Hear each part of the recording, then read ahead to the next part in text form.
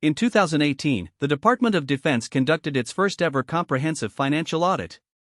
After 27 years of being legally required to do so, the Pentagon finally submitted to an examination of its books. It failed. Not barely. Catastrophically. Auditors could not verify the existence, location, or value of trillions of dollars in assets. They could not trace how massive sums of money had moved through the department's accounts. The Pentagon, with an annual budget larger than the next 10 countries combined, cannot pass a basic accounting test. And that is the least alarming part of this story. Between 1998 and 2015, the Department of Defense made $21 trillion in what accountants call unsupported adjustments. These are entries made to make the books balance when the underlying transactions cannot be verified. In ordinary accounting, an unsupported adjustment is a red flag. In the Pentagon's accounting, it is a routine practice. $21 trillion is larger than the entire U.S. national debt at the time this figure was calculated. It does not mean $21 trillion was stolen.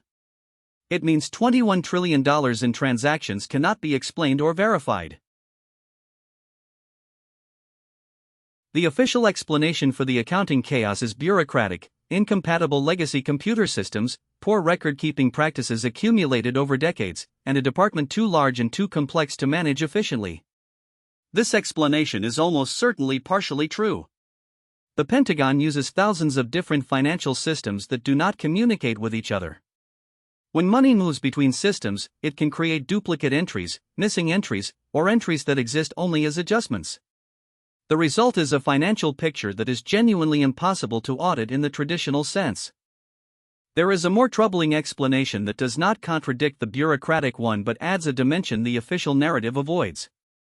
Defense contractors have a documented history of cost overruns, fraudulent billing, and overbilling the government. The F-35 fighter program is $165 billion over its original budget and more than 15 years behind schedule. In 2020, a government audit found that Boeing had overcharged the Navy by $7.5 million on helicopter contracts. These are not anomalies. They are the documented norm in a contracting system with minimal accountability. President Eisenhower warned the American public in his farewell address in 1961 about what he called the military-industrial complex. He described an unprecedented conjunction of an immense military establishment and a large arms industry, and warned that the acquisition of unwarranted influence by this complex had the potential to endanger liberty and democratic processes. 60 years later, the revolving door between the Pentagon and defense contractors spins faster than ever. Defense secretaries and senior military officers routinely move directly into senior positions at the companies whose contracts they previously oversaw. Congress appropriates the Pentagon's budget every year. In theory, congressional oversight ensures accountability for how that money is spent. In practice, the Pentagon's budget is so large and so complex that meaningful oversight is effectively impossible. Senior Pentagon officials have testified that they cannot provide Congress with accurate financial data because their own systems cannot produce it. Congress continues to appropriate larger and larger budgets for a department that cannot tell anyone where the previous appropriations went. The 2023 defense budget was $858 billion. The audit failed again. Within the Pentagon's overall budget is a classified component known as the black budget. This is the funding for intelligence agencies, special operations, and classified weapons programs. Its existence is acknowledged. Its contents are not. In 2013, documents leaked by Edward Snowden revealed that the black budget for 2013 was approximately $52 billion.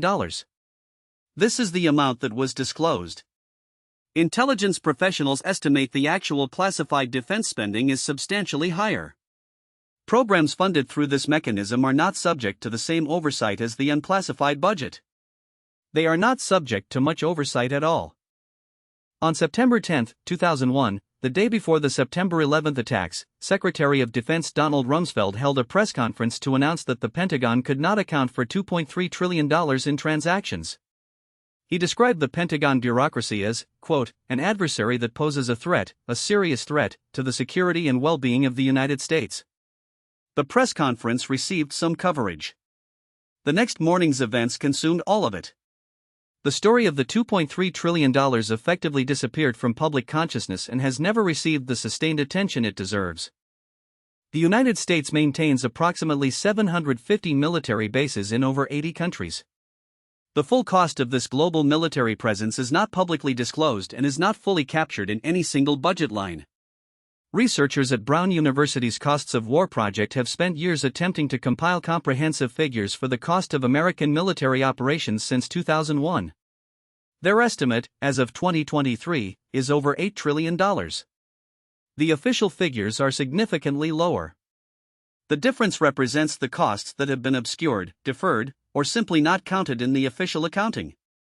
The paradox of a Pentagon that cannot be audited is most visible in the treatment of veterans. The Department of Defense consistently receives its requested budget increases. The Department of Veterans Affairs consistently struggles to provide adequate care to the veterans produced by those military operations. Wait times for mental health care at VA facilities average over 3 months. Veteran suicide rates remain at approximately 20 per day. The country that cannot find $21 trillion in its defense accounts cannot fund same-day mental health appointments for the people those accounts were supposed to protect. The missing trillion story is not primarily about fraud, though fraud almost certainly accounts for a portion of it. It is about a system that has been deliberately or negligently designed to resist accountability. A system where the incentives of contractors, career bureaucrats, and congressional committee members all point toward larger budgets and less oversight. Understanding this is not about hating America or hating the military. It is about demanding that the institutions that serve the public actually be accountable to it. $21 trillion of unverifiable transactions is not a bookkeeping problem. It is a democracy problem. This is the Redacted.